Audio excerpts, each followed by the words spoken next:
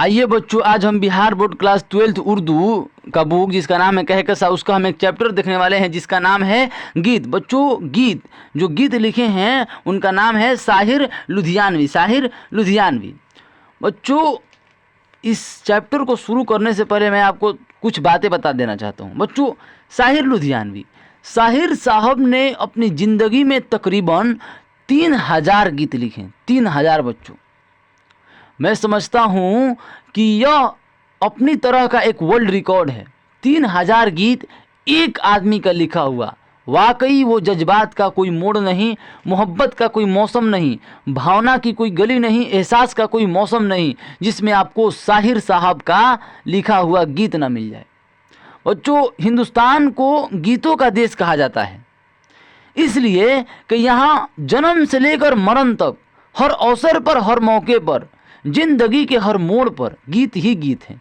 यहाँ हर रुत के लिए गीत है, हर मौसम के लिए गीत है, हर त्यौहार के लिए गीत है। यहाँ शादी के गीत हैं, यहाँ मौत के गीत हैं, यहाँ खुशी के गीत हैं, यहाँ गम के गीत हैं। लेकिन अगर ये गीत ना होते तो इस देश को गीतों का देश कहलवाने के लिए एक इंसान काफ़ी था जिसका नाम था साहिर लुधियानवी। तो उम्मीद करते हैं बच्चों कि आप साहिर लुधियानवी के बारे में जानते होंगे। चलिए अब हम इसको समझते हैं।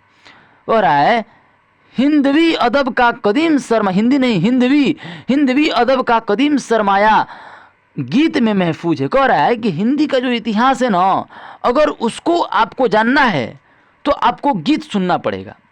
गीत से ही आपको हिंदी का इतिहास पता चल जाएगा। बच्चों जब बच्चा जन्म लेता है तो सोहर गाया जाता है। सोहर आप लोग सुने होंगे, घर में अपनी मम्मी से पूछिएगा, जब बच्चा जन्म लेता है तो सोहर गाया जाता है। तो वही कह रहा है हिंदी भी, अगर हिंदी के इतिहास को जानना है कि हिंदी कितनी पुरानी है तो आपको गीत सुनना पड़ेगा, गीत को जानना पड़ेगा कि गीत क्या है। आइए समझते हैं। इस सिन्फ के नाम से बच्चों, सिन्फ का मतलब होता है प्रकार। प्रकार को उर्दू में हम सिन्फ बोलते हैं। जैसे उर्दू में होता है बच्चों अफसाना, मुख्तसर अफसाना, नाविल हो गया, खत हो गया। तो उसी उन सभी प्रकारों में एक प्रकार गीत भी है। तो सिन्फ मतलब सिन्फ है, प्रकार है। इस सिन्फ के नाम से ही इस बात का पता चलता है कि इसे गाने से निस्बत है। बच्चों गीत से आपको नहीं समझ में आ रहा है, गीत से गाना, गौ से गीत, गौ से गाना, मतलब इसका जो जुड़ाव है, निस्बत मतलब जुड़ाव, मैंने आपको बताया था। जैसे कवाली है ना, सरकारे मदीना से निस्बत हो तो वैसी, मतलब सरकारे मदीना से लगाओ ऐसी हो, तो लगाओ। वही कह रहा है कि इस सिन्फ के नाम से ही इस बात का पता चलता है कि इसे गाने से निस्बत है, गाने से जुड़ाव है। जो गीत है वो गाने से जुड़ा हुआ है। शायरी में उरूज और आहंग का एक मकसद बला सुबह नगमगी है। कह रहा है कि जब आप लोग बच्चों, शायर जब शेर बोलता है, जब शेर मतलब कविता, शायर मतलब कवि जब कविता बोलता है तो आप लोग देखिएगा वो अपनी आवाज को कभी कभी एकदम ऊंचा कर लेता है, कभी कभी एकदम नीचे कर लेता है। तो वही कह रहा है शायरी में उरूज और उरूज मतलब ऊपर उठाना, आहंग मतलब नीचे कर लेना,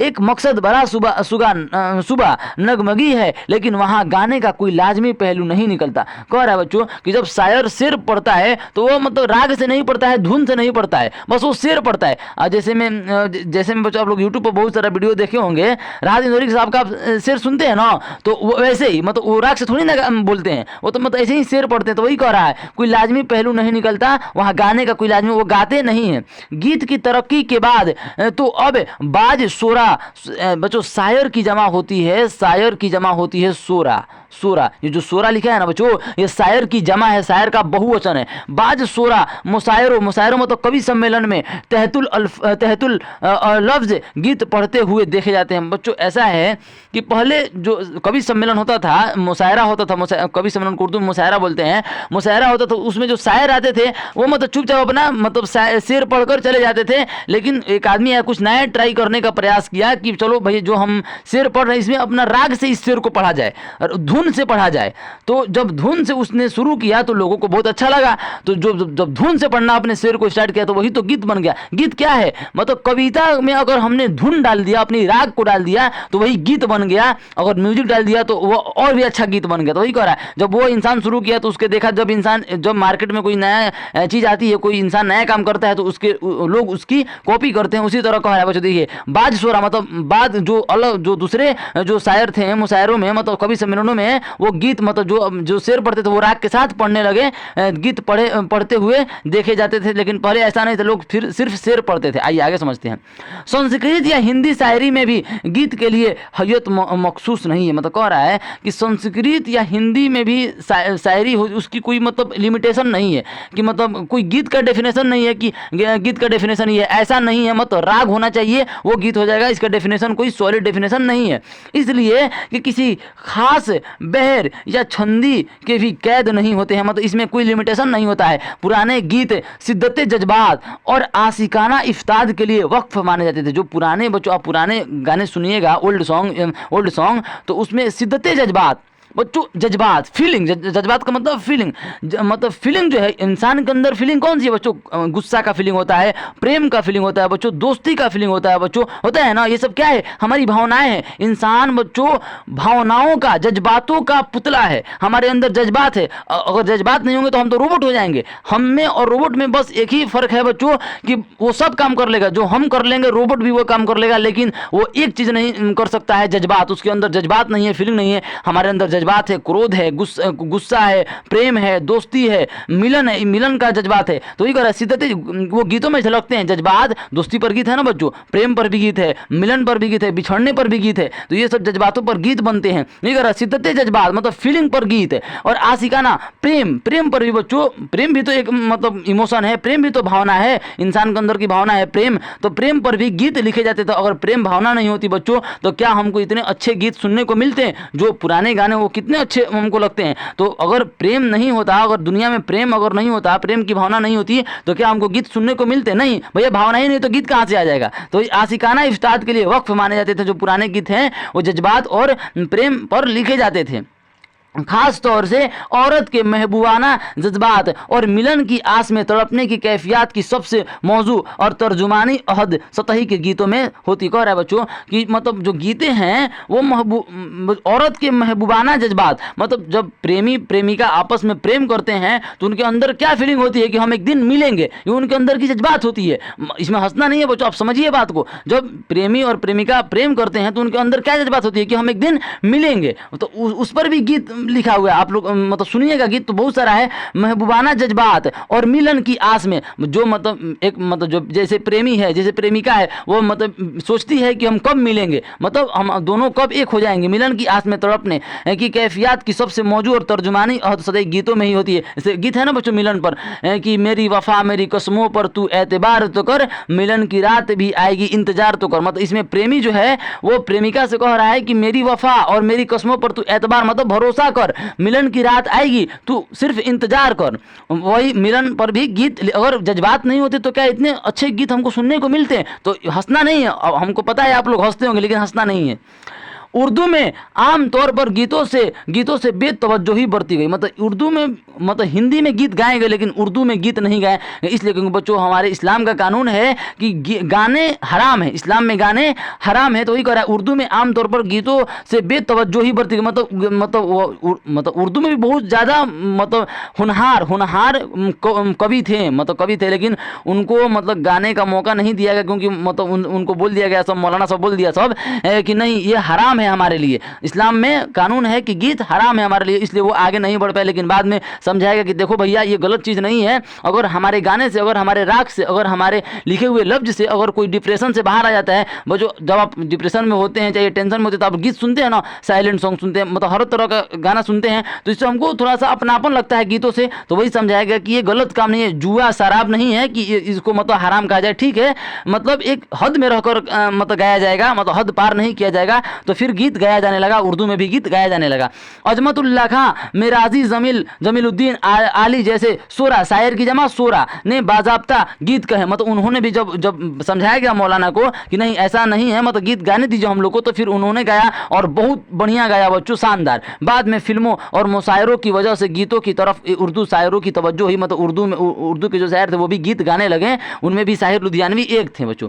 शाहिर लुधियानवी, मैंने अभी आपको बताया, शकील बदायूनी, कैफी आजमी, राजा महदी अली खां, मजरूल सुल्तानपुरी, खमार बारह बंकवी, निदा फाजिल जफर गोरखपुरी वगैरह ने फिल्मों में गीतों को एतबार बख्शा। ये जो नाम आपको देख रहे हैं, इन्होंने फिल्मों में, इनके बहुत सारे गीत बच्चों फिल्मों में लिखे हुए हैं। वीडियो लॉन्ग हो जाएगा तो मैं आपको गीत सुनाता, हर कोई का गीत लिखा हुआ, बहुत शानदार गीत लिखे हैं बच्चों ये लोग। जान जाइए, आप लोग सोचने पर मजबूर हो जाएगा कि ऐसा कोई लिख भी सकता है।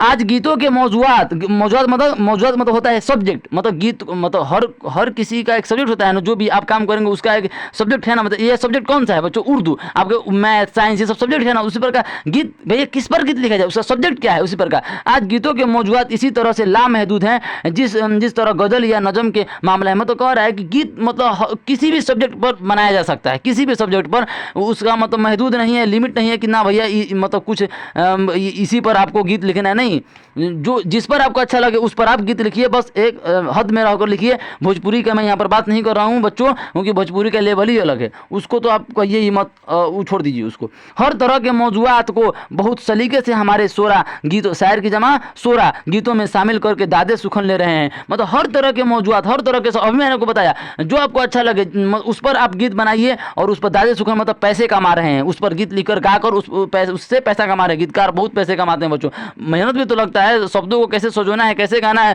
उसमें हालत खराब होता है बच्चों, याद रखिएगा। तो पैसे तो कमाएंगे ही।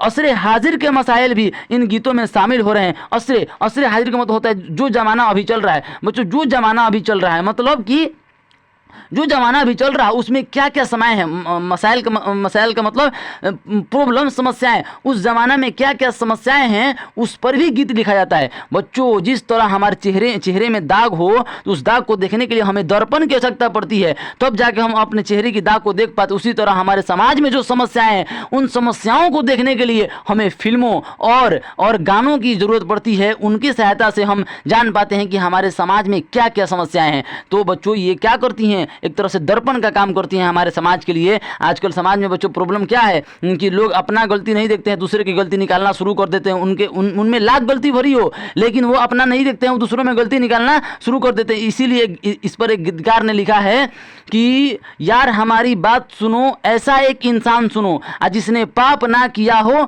जो पापी ना हो। कोई है चालाक आदमी, कोई सीधा साधा, हम में से हर एक है पापी, थोड़ा कोई ज़्यादा। मतलब यह जो दुनिया है वो पापों का पुतला है, यहाँ पर कोई मतलब दूध का धुला हुआ नहीं है। हर कोई पापी है, कोई थोड़ा है तो कोई ज़्यादा है। कोई चालाक आदमी, जो चालाक है उसका छिप जाता है, जो मतलब सीधा साधा उसका छप जाता है। लेकिन मतलब पापी हर कोई है, कोई सही नहीं है, यह दुनिया पापों का पुतला है। तो वही बच्चों कह रहा है कि असरे हाजिर के मसाइल भी इन गीतों में शामिल होते हैं। जो मतलब प्रॉब्लम हमारे समाज में है उन गीत मतलब उन पर भी लिखे जाते हैं।